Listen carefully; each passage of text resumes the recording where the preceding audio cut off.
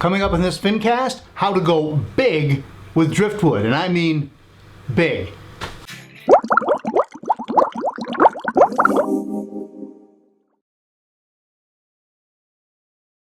Oh, I see better color, I see more activity, my fish breed.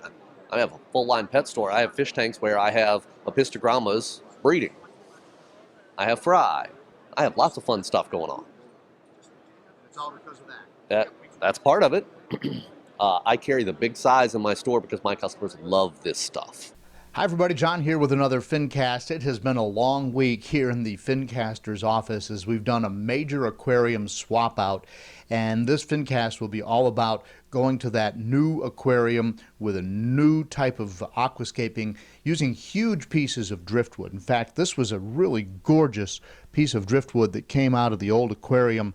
I mean, look at all the lines and the detail and everything in that piece of wood, and it's a really nice piece of Mapani driftwood, but it just wasn't big enough. So you wind up taking this piece and stacking it with other pieces and putting plants around it and rocks and so forth. And I was really happy with what I had for a while, but I wanted to try a piece of driftwood that was as big as the entire aquarium, and that's what this Fincast is all about. So first of all, what we had to do, of course, I had to take the old aquarium out of my office, and you'll notice it had that blue background, and I wasn't crazy about the blue background. In fact, some of the viewers complained about it and some of mine, so I wanted to switch that out. So I had to take out the driftwood and the plants and go through all that rigmarole. Then I used my Python to remove all the water, removed the blue aquarium. My son Ben came over and helped with that. Took out the old stand. The old stand I didn't like also because it had shelving in it, which is nice, but it only had one center console to hide all of your filtration, and I wanted the stand that I was using in my basement, which basically hides all of the equipment, so you don't have any area to display your pictures or to keep your aquarium supplements handy. But on the other hand, those aren't that attractive in an aquarium setting anyway, so I wanted a stand that basically would enclose everything. So we swapped out the aquarium, we swapped out the stand, and we moved the new black aquarium into my office, and it was ready to go. Okay, Ben's here with the driftwood, and it's time to go really big. Ben, let's see what we got here. Oh man. Let's hope it fits. I don't know if we can get this in the tank.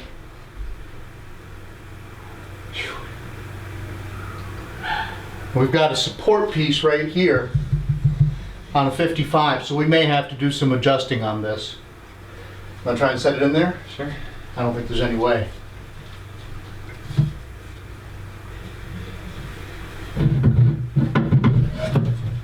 Oh, wow. Dang. It fit. I can't believe it. We were all ready to get the saw out.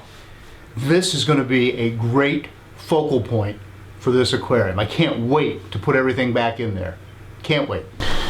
All right, it's the next day, and I've been doing multiple water changes on the tank because the water was so cloudy from,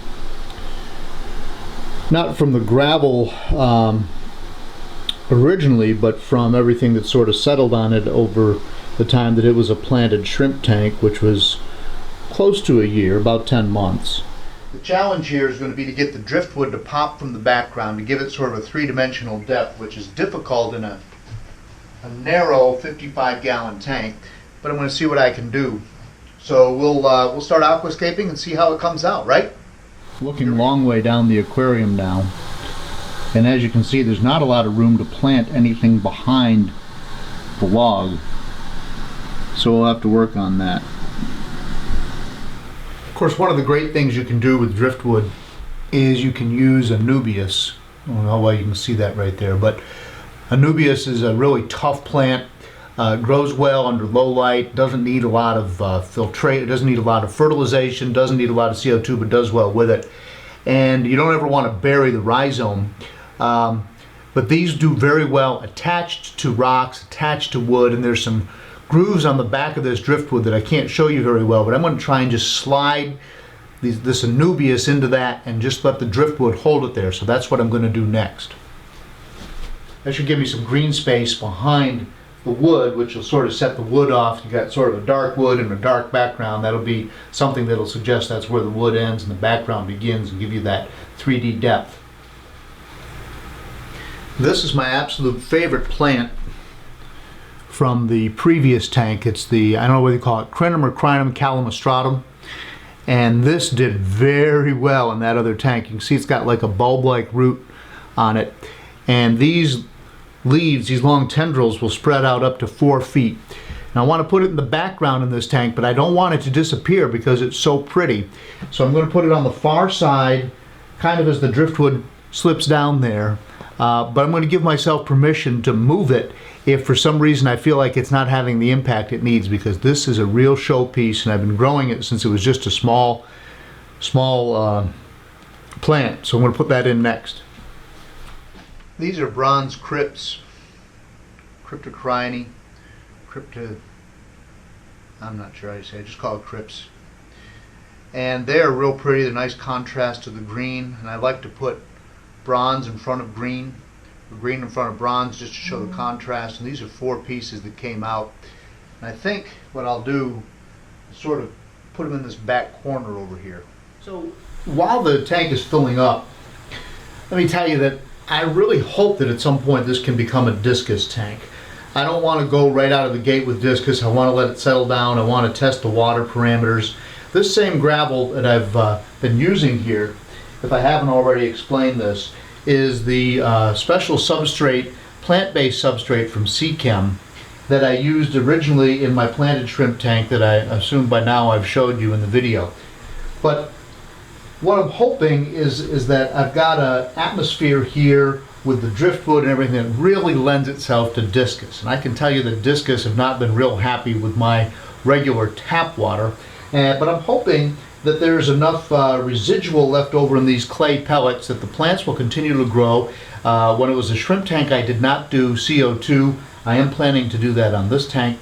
And then I'm hoping the plants will take off, and I'm hoping that I'll get sort of that softer water. Of course, driftwood typically will dissolve slowly in the tank and give you some softer water, so I think that's good. And I'm set up pretty easily. You can see my python, it runs into a bathroom around the corner, so I can do water changes pretty easily in this tank. For now, once we get this set up and I get the plants where they want it, I'm going to put the fish back in that were already living upstairs here in my office. And that would be, I've got a couple of very, well, they're adult, but they're dwarf cichlids, they're curviceps.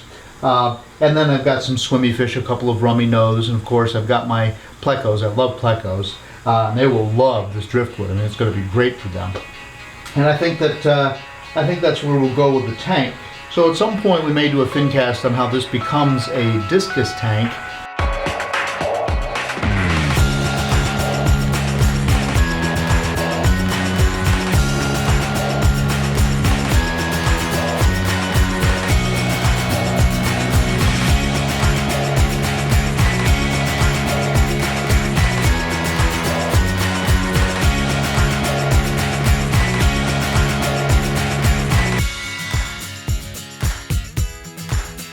Okay, the fish are in. Let's take a look and see how they're doing.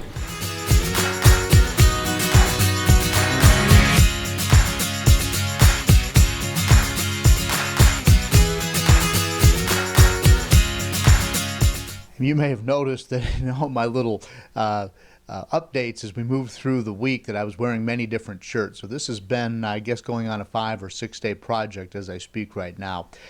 So obviously it takes a while to do this and do this right, but there are some notes.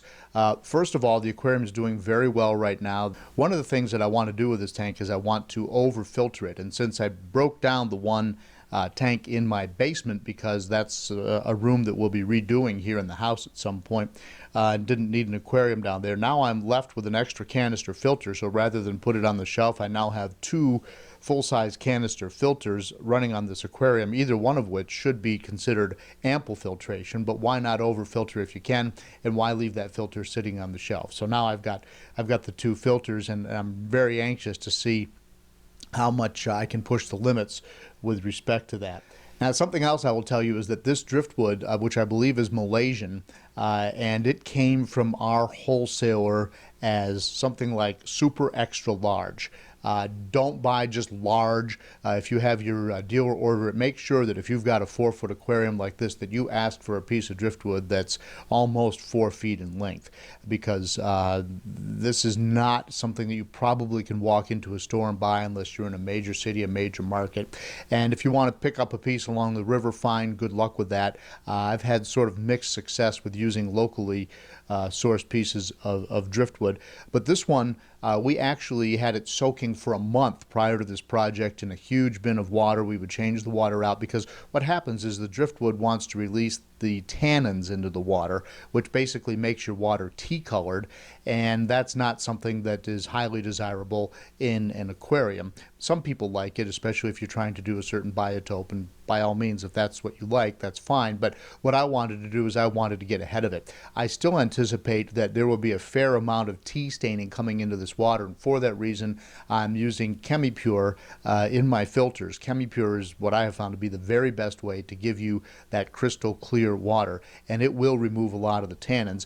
Having said that, we probably will go through several units of ChemiPure in a short amount of time in order to stay ahead of the driftwood. But so far, so good. I haven't seen a lot of tannins leaking out into the water. Now, of course, I put the fish right back in. The tank is essentially cycled because I never dried out the substrate that was there. So the Aquasolum substrate that was originally in the shrimp tank should have all the bacteria that it needs. So the cycle, the nitrogen cycle, should really take care of itself. And the other thing I didn't do is I didn't clean the initial filter that was on the blue aquarium. I just kept it up here and kept on running the water through all of the media that was in there, even though it was dirty because of the bacteria that was in there. Now, eventually, in fact, this week I will clean it out and it will be spick and span new, but I wanted to get that filter, I wanted to keep that cycle going with the bacteria that was already in the filter. So that's another reason why I could add these fish right back in large numbers, and I don't anticipate having any issues with nitrites or ammonia in this aquarium. And so far the fish are absolutely fantastically happy. So that's not an issue. Another thing that'll be interesting is to see how the Aquasolum does. The Aquasolum is a new, relatively new product from Sachem in their Aquavitro line. It's designed for planted aquariums. If you want to check out my initial shrimp tank planting with the Aquasolum, you can check the video that I'll put a link to. I'll put a card here on the video, and you'll be able to take a look at how the Aquasolum did initially with the tank. And the plants just shot out of the ground. It was amazing. Of course, now the plants have been using the nutrients in the Aquasolum for going on almost a year. It's about 10 months right now. And so we'll see how it does later. But I'm very interested in seeing if it continues to soften the water and if the nutrients there will be driving the plants. Having said that, I'll also be adding quite a lot of fertilizer and CO2, so it may be hard to tell if it's actually coming from the Aquasolum, but we'll see. So if you like this Fincast, please check out my entire playlist on planted aquariums, including some interviews I've done with Brandon McLean, who has a plant farm in Florida and supplies many of the aquarium plants, and I dare say most of the aquarium plants, to the trade here in the United States. I want to leave you this week with 30 seconds of music in pure aquarium serenity. Thanks for watching, and I'll see you in the next Fincast.